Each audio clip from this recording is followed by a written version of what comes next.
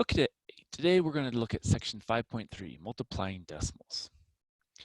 So when we multiply two decimals, what we're going to do is we're totally going to ignore the decimal points and the factors, the two factors we're multiplying to start with. We're just going to multiply them as if they're whole numbers. Then we're going to count the number of digits to the right of the decimal point in each factor and add them together. And then we're going to place a decimal place in the product, so the number of digits to the right of the decimal point equals that sum that we found in step 2. Now remember, when we're multiplying, a positive times a positive equals a positive, a negative times a negative is positive times a negative or a negative times a positive are both negative. And also with the decimals, PEMDAS still applies. We have to keep doing things in the PEMDAS order, just like we did with whole numbers and real numbers. So let's start out with multiplying 2.4 times 0.2. So if we do this, what we're going to have is we're going to have 2.4 times 0.2. We're just going to multiply it like they were numbers, and we're not going to worry about the decimals for now. But over here, we can count how many decimals are to the right of how many spaces are to the right of the decimal. So we have one here and one here. So there are 2 spaces. So we can write that down for now. And now we just multiply. So 2 times 4 is 8. 2 times 2 is 4. And then that's all going to be 0. So we just have 48. Now we're going to move it 2 spaces to the left. So it's here. So we're going to move it 1, 2. So that's going to be our decimal place. And then we'll have a 0 in front of it. So we have 2 spaces to the right of the decimal when we're done. And so the answer is going to be 0.48. Again, we'll take 28.9 times 5.9. If we multiply that, well, again, here we're going to have 2 spaces we're going to have to move when we get done. So first take 9 times 9, that's 81. And 9 times 8, 72, plus 8 more is going to be 80. Then we have 18 plus 8 is going to give us 26. Now bring down, so now we have 5 times 9, that's going to be 45. 5 times 8 is 40, plus 4 is 44. And 5 times 2 is 10, plus 4 is 14. Now if we add those up, we have 1, 5 and 0 is 5. Here we have 10, that's 4, 5, 6, 7. And then we have a 1. And we went 2 spaces to the right of the decimal, so if we move it over 2 spaces, that will give us the correct value here, 170.51. All right, now let's do this one. We notice we have more than just one decimal here. We have 2 here, 1, 2. We have 2 here, 1, 2. So that gives us, if we take 2 plus 2, 4 spaces. So when we get done, we're going to have to make sure we have 4 spaces to the right of the decimal. So let's take 2.04 times 0.11. Well, 1 times 4 is 4, 1 times 0 is 0, 1 times 2 is 2. Now we have 1 times 4 is 4, and 1 times 0 is 0, 1 times 2 is 2, and then everything else is zeros, so we can just take and add those together. So we have a 4, we have a 4, we have a 2, we have a 2, and we want 4 spaces, so that means we're going to have to move this over 4 spaces, so our decimal is going to be there. If we put our leading 0 there, we'll have 0.2244 for our answer. Okay, and that's how we keep track of our spaces. We just look at it, and we have 1 space here, 1 space here, so there's 2. So after we multiply it, we just move it over 2 spaces, and then that way we have 2 spaces at the end. Same thing here. We multiply just like the real numbers, and at the end we just move it over 2 spaces. We moved it over 1, 2, so that's where it is. And then here when we multiplied, we had 4 spaces because we had 2 here plus 2 more here, so that was 4. So then we had to move over 4 spaces to get the proper number of spaces. Now here we have a little bit of difference. We're going to use PEMDAS, of course, and so what we can do is we can do 2 different things. We can first multiply these 2 together and get a number, and we can take this number and square it. Once we have both of those, then we can do that subtraction. So let's go ahead and do this. So let's take 0.36 times 7.4. So 4 times 6 is 24. 3 times 4 is 12, plus 2 is 14. and then we carry 1, and that's going to be 0 plus, we have a 1 still from that 14. So now we have 7 times 6 is 42. Now we have 3 times 7 is 21, plus 4 is 25. And same thing's going to happen when you carry that. It's going to be 0 plus, you have that 2 still. So bring it down, add 4, 6, 6, 2. Now we had 1, 2, 3 spaces. So we're going to have to go 1, 2, 3. So that's going to give us 2.664. Okay. Now what we need to do is over here take negative 2.8 times negative 2.8. So we know it's going to be positive. So all we really have to do is take 2.8 times 2.8. So 8 times 8 is 64. Now we have 2 times 8 is 16 plus 6 more. So it's going to give us 22. Now 2 times 8 is 16. 2 times 2 is 4 plus 1 is 5. So it gives us 4, 8, 7. And we had 1, 2 spaces. So we move it over 2 and we have 7.84. All right. So now we have our first number, which is 2.664, minus the second number, which is 7.84. And if we remember when we do this, let's go ahead and write it out. The larger number is the 7.884. So we're going to take that number minus the smaller, since they're opposite signs, and then our final answer is going to be negative. So let's go ahead and do that. So we'll take 7.84 and then 2.664. We subtract. Go ahead and put that 0 there to kind of keep a space. And we know our final answer is negative. All right, so let's borrow from here. So that's a 7. That makes that 14. But when we borrow again, that's 13. So now we have 10 minus 4 is 6. 13 minus 6, 7. 7 minus 6, 1, our period. And then we have 7 minus 2 is 5. So we end up with a negative 5.176. And so that would be then our final answer. All right. Similarly here, what we're going to do is we're going to have 5.94 minus, and then we have all this. So what we need to do first is exponents based on PEMDAS. Then after we get that, then we'll multiply those two together. And then once we get done with that, then we could subtract that off of the 5.94. All right. So let's go ahead and take 1.8 times 1.8. And when you take those times each other, it's a negative times negative, so we know it's going to become a positive. So we can not worry about the sign because it's going to end up being positive. So 8 times 8 is 64.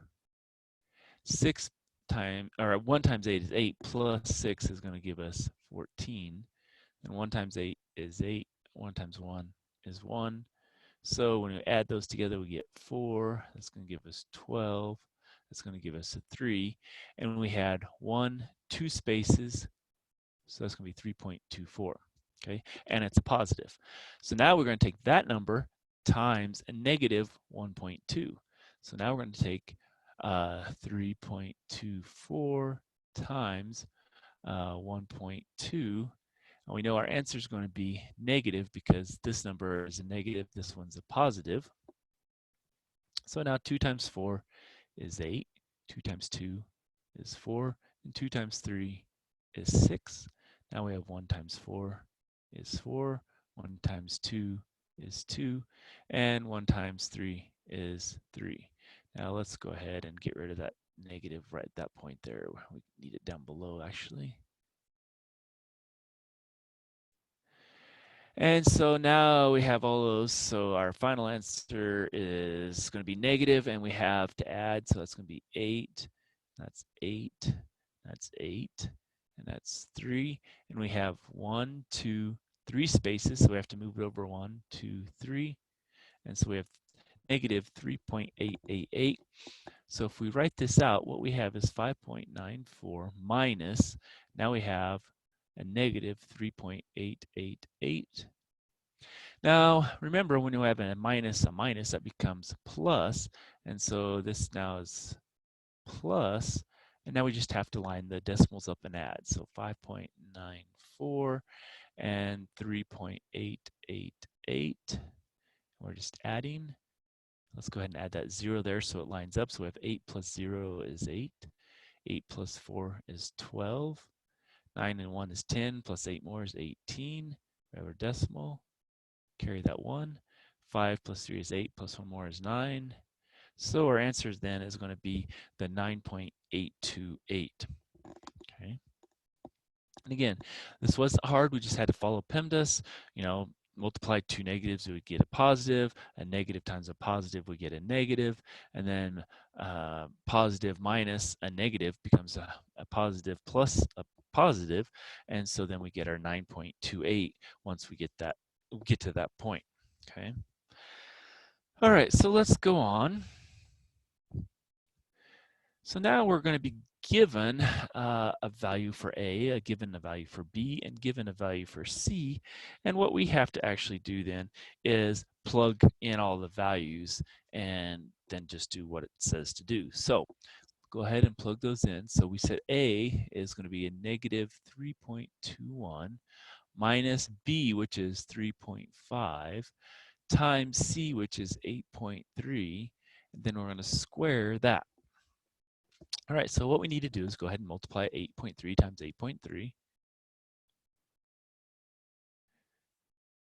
All right, so 3 times 3, well, that's going to be 9. 3 times 8, that's going to give us 24. Now here we have 3 times 8 is 24 again. Then we have 8 times 8, 64, 65, 66. So now we add those all together. We have 9, 8, 8, and then 6. And we have to move it 1, 2 spaces. So that becomes 68.89. All right. So if we rewrite this, we have negative 3.21 minus 3.5 times 68.89. So now we have to multiply these two together. So that gives us 68.89 times 3.5.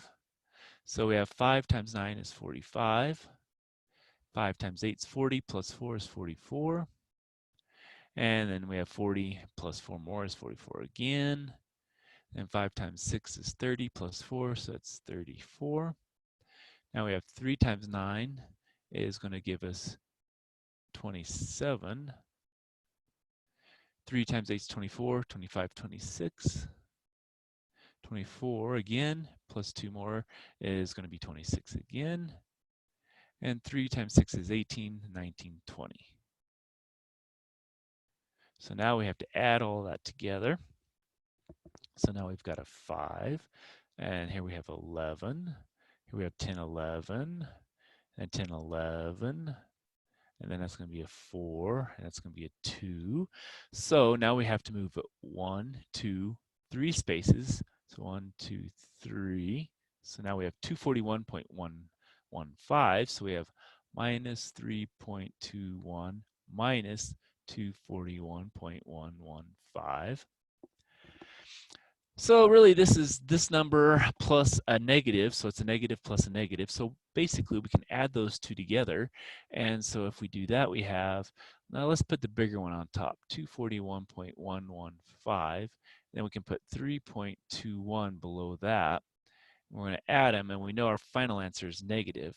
So let's go ahead and put that trailing 0 there. So now we have 5 plus 0 is 5. 1 plus 1 is 2. 2 plus 1 is 3. We have our decimal. 3 plus 1, 4. Then we have 4. We have 2. So 244.325, it's a negative, and so that's going to be our final answer at this point. Okay, so again, we just used PEMDAS. We squared this first, then we multiplied it by 3.5, and then after that, we added it to the negative 3.21 because this was going to be negative in the end, and we got the negative 244.325. All right. The next thing in this section is talking about powers of 10. So 10 to some power n is what we're going to think about it as. And the exponent n is going to represent the number of zeros in the answer.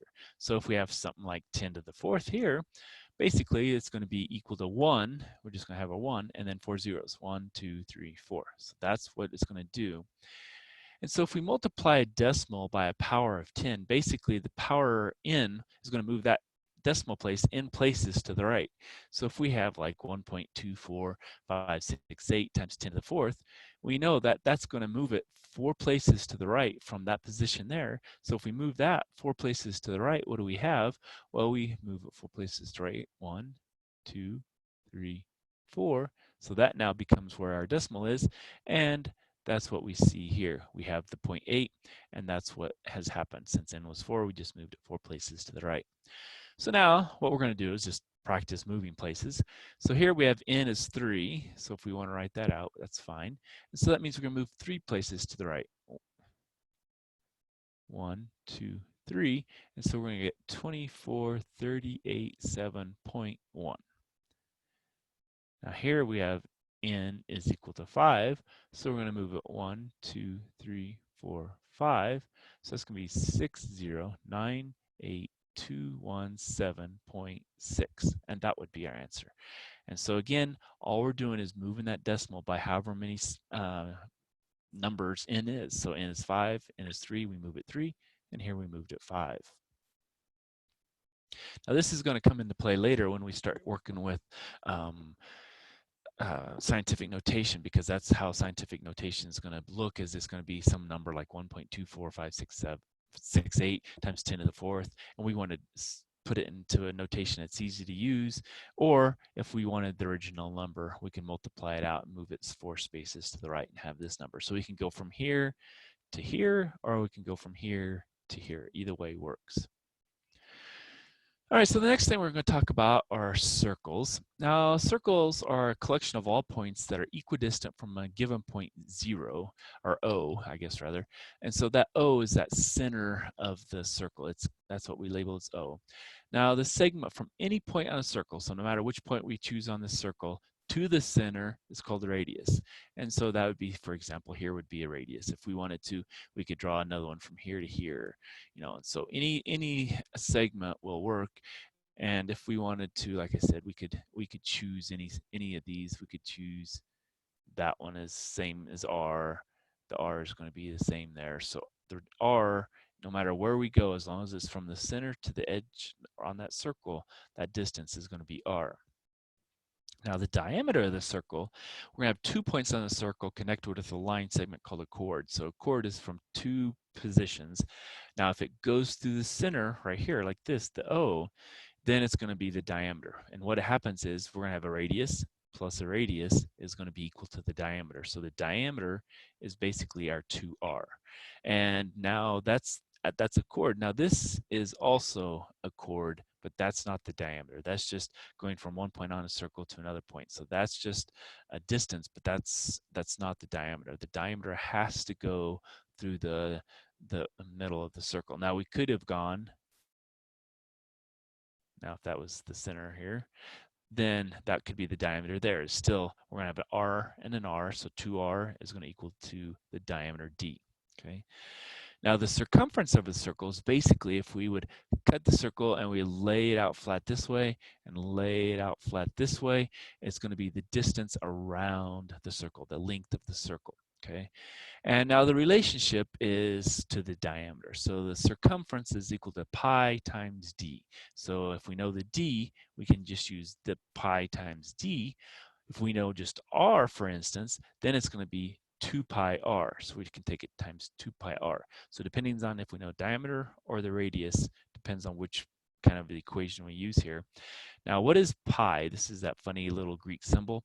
Well, pi is an irrational number that's approximated by 3.14159, da, da, da. And it goes on and on and on forever. Basically, nobody's ever found the end. But for our class, what we're going to do is we're going to say pi is approximately equal to 3.14. And that just makes it easier for our calculations. We don't have to have a whole bunch of decimals. We're just going to use those 2 decimals, and then we'll be satisfied with that. Okay, now what is the area of the circle? So if we wanted to color in that whole inside of the circle, that's going to be the area. And what is area? Well, area is just going to be equal to pi times r squared. So we have to know r. Basically, we're going to square it first, then take it times the pi, which is 3.14, and that will give us the area.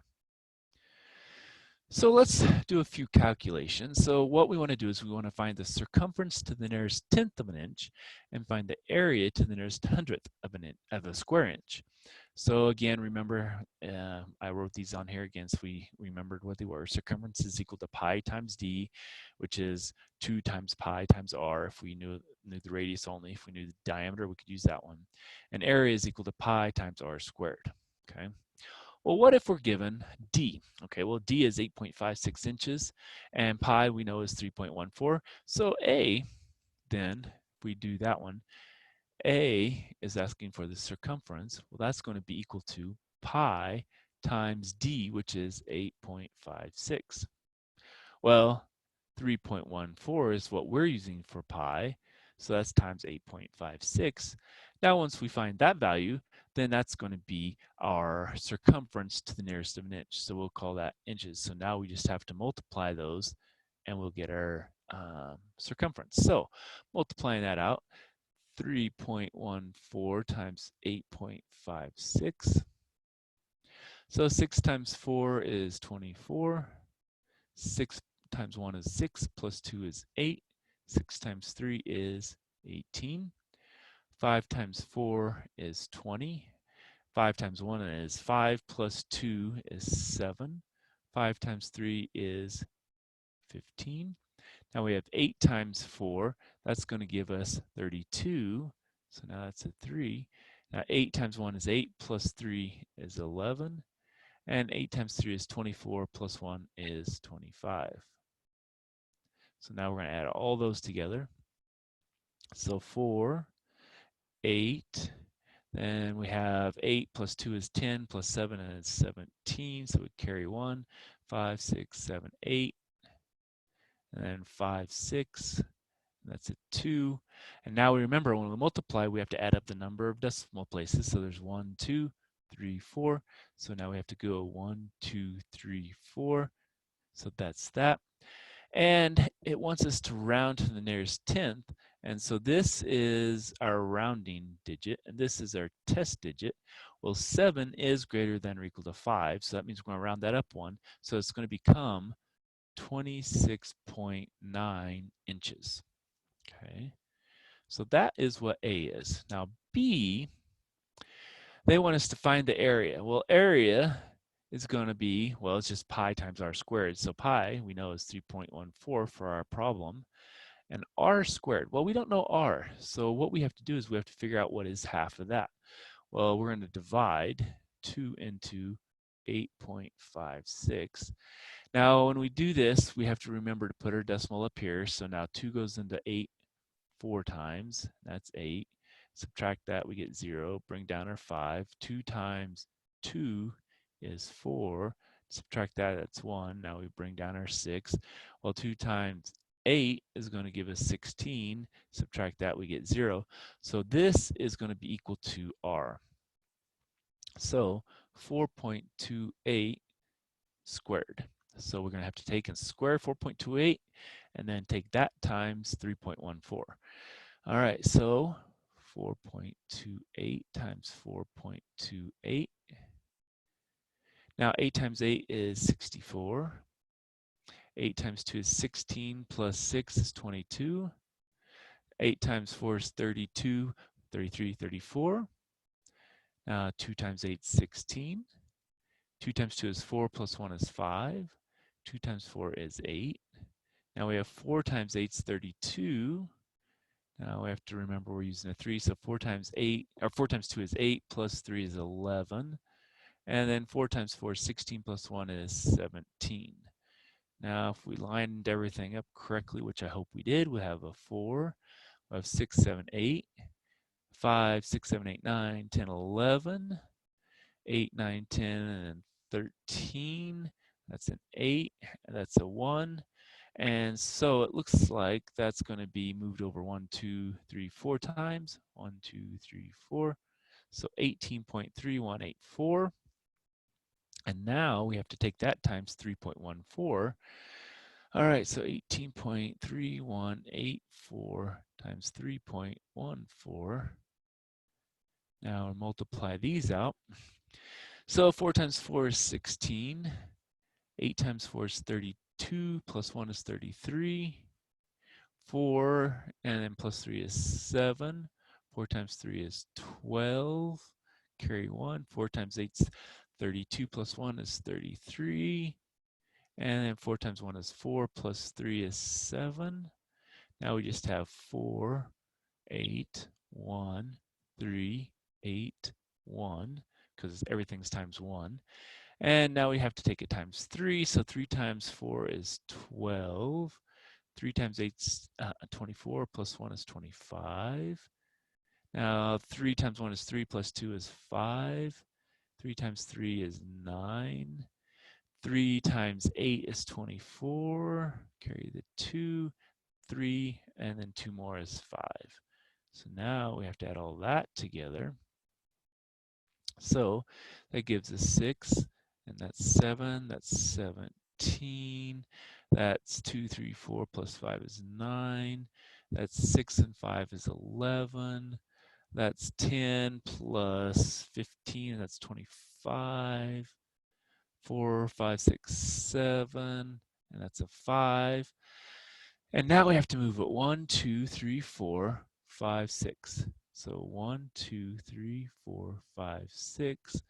So they want it to the nearest hundredth. So that's going to be equal to 57.5. The hundredth is here. This is our rounding digit, or a test digit. That is greater than or equal to 5, so that's going to go up 1. So that's going to be a 2, and we have inches squared. So as long as I did all the math correct, that should be our proper answer. Okay. All right, so as you can see, when we're working with decimals, it starts getting kind of busy with lots of numbers to work with. And again, they're bigger numbers. Think about it as we really took 314 times 856, and here we took 183,184 times 314. So we're working with bigger numbers, and therefore, once we put in the decimals, we have a lot of decimal places in some cases. All right, our next one says Jill has decided to build a circular fish pond. The diameter is 15 feet, depth is 1.5 feet. What is the volume of water it holds? So if we kind of think about this, what do we have? We've got this circular fish pond, and it's so far down. We don't know how far, what it looks like in reality, but we know it's 1.5 feet deep, and the diameter is 15 feet. And so we want to know what volume it's going to hold. So what do we need? Well, we need R, we need H. Well, this is our H, so we got that. So we need R, which is going to be equal to 1/2 of the diameter. Well, half of 15 is what we need to do. And half of 15 is equal to 7.5 feet. Okay, so we've got that's equal to R. That's equal to H, and then we know pi is 3.14. So our equation is 3.14 times 7.5 squared times 1.5. Okay. Well, I think first what we need to do is multiply 7.5 times 7.5. So that gets rid of our square. And so if we multiply that, we have 5 times 5 is 25. 5 times 7 is 35, 36, 37. Now 5 times 7 is 35. Then we have 7 times 7 is 49, 50, 51, 52.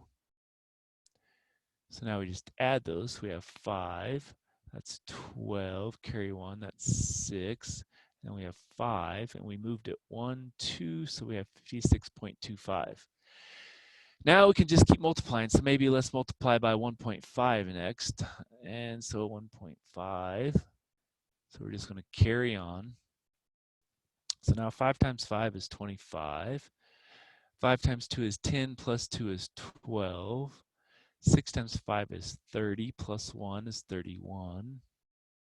5 times 5 is 25, plus 3 is going to give us 28. Now we just have 5, 2, 6, 5. So we add those together, and so that gives us 5, 7, 3, 14, and then that's going to give us 8, and we have to move it 1, 2, 3 spots. So it's going to be 84.375. So now we've multiplied all of that together, and that's going to be 84.375. And we still have to take that times 3.14, and that will give us the volume. So now let's go over here and take 84.375 times 3.14. So 5 times 4 is 20. 4 times 7 rather is 28, plus 2 is going to give us 30. 4 times 3 is 12, 13, 14, 15. 4 times 4 is 16, plus 1 is 17. 4 times 8 is 32, plus 1 is 33. Now we have a 5, a 7, a 3, a 4, and an 8 because we just took 1 times all of that, so we just wrote that down again. And now what we have to do is take 3 times 5, well that's 15, so we carry 1. 3 times 7 is 21, 22. Carry that, so 3 times 3 is 9, 10, 11. 3 times 4 is 12, plus 1 is 13. 3 times 8 is 24, plus 1 is 25. Oops. All right, let's get an eraser there. And we'll get our pen back. All right, we're going to add all that together. So what do we have? We have a 0, we have a 5, we have 17. Add 1, so that's 10, 11, 12, 13. Add 1, 4, 5, 6, 7, 8, 9. Then we have 8 and 6 is 14. Carry 1, 5 and 1 is 6. And we have a 2, and that was the plus. So now we have to move it 1, 2, 3, 4, 5. So 1, 2, 3, 4, 5. So that's 1, 2, 3, 4, 5. That's correct. And so that's how many cubic feet it is. That's going to be equal to 264.9375 feet cubed. Now, let's say they wanted it in, I don't know, maybe a certain decimals. So let me see if the actual question had anything that they wanted for specifics. Doesn't look like it. So we can maybe round it to the nearest hundredth. Okay. So what's the hundredth? Well, that's the hundredth. So this is our test digit. That is greater than 5. So that gives us 264.94 feet cubed. And so that would be then our correct answer for doing this problem. So that is another example of where we have a lot of big numbers that we have to multiply together and get our our final answer. So a lot of work, multiplication and addition, so you're going to get very well accustomed to doing these, especially with all these decimals included.